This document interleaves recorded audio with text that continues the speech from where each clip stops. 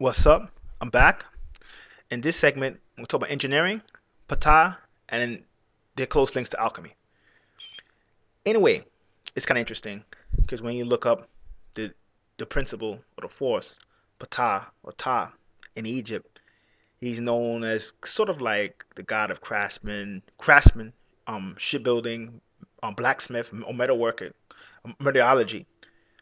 You could even say the material universe. And it's kind of interesting because he directly correlates to what modern day time or modern day people call engineering.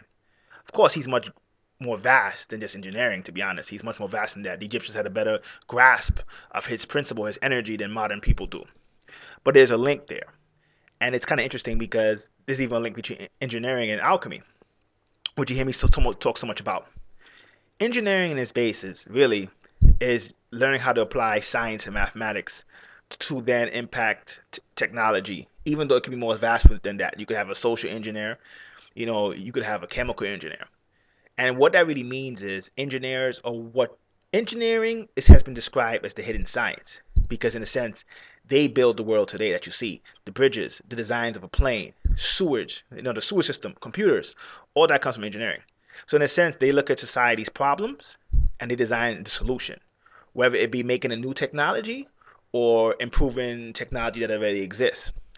So there's a saying that says warriors make civilizations. Like warriors are great, right? Meaning that the saying kind of goes, warriors are famous, but engineers are the ones who build civilization. Because pata, or engineering itself, is extremely important. And it kind of correlates to your spiritual growth as well. And you may say, how does that correlate to my spiritual growth? Well, what is it? Kind of applying science and mathematics. You've heard me talk about it before. If you don't really have an understanding of science, you're not going to really understand spirituality. So it kind of goes, if you teach something, or if you say you're about something, you should at least understand scientifically. Because if you don't understand scientifically, even if you just rely on your intuition to kind of guide you and understand it, you probably wouldn't be able to teach it effectively because you probably don't understand it yourself. So in a sense, when you say how does engineering apply to your everyday life, because even a toothbrush could be designed of an engineer. I mean, engineering is the hidden science. A lot of times when we talk about alchemy, we really talk about engineering. Alchemy is just more vast. So it could go into cooking and music and stuff like that, things that necessarily may not be associated with engineering, but it is engineering. So sometimes when I see somebody, they'll write a comment saying alchemy didn't exist. They didn't realize that the term alchemy that you have now is just famous because some people thought you could make gold with it, or some people thought that you could live forever with it. So it became famous. But a lot of times, alchemists of old may not necessarily have called themselves alchemists in the public. A lot of them actually use the word engineers.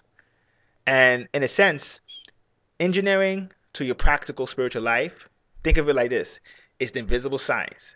It's really basically just combining math and science. Some people say physics, but you could say science in general, and applying it to whether it be technology or any problem that you have in your everyday life. So that's why engineering, in a sense, becomes just as important in your spiritual journey as mathematics and science, because it's basically the tool that you can use once you understand mathematics and science. So, in a sense, you can't really escape that. And that's why a lot of times when it comes to spirituality, a lot of people's spiritual systems or even this metaphysics doesn't work for people because it only applies to one part of your brain. And you can say it, you may be able to say what a chakra is or how you should meditate, or how the universe was created, but you may not be able to actually understand what you're saying scientifically.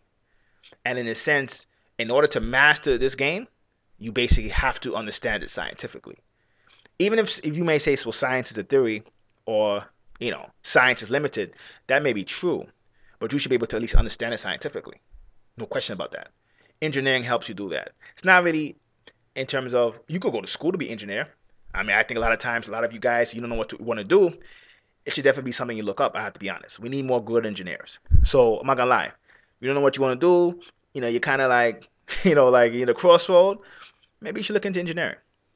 If you're not going to school and you just want to look up, you're just into practical information, practical tools, how they apply in your life, engineering is definitely something that you should just, try to flip the pages, get a little books on it, and you can see, and maybe you can inspire the engineer or the Ptah energy in you.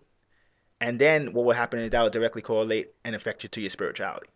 Short and sweet. Hope this helps. Till next time. Peace.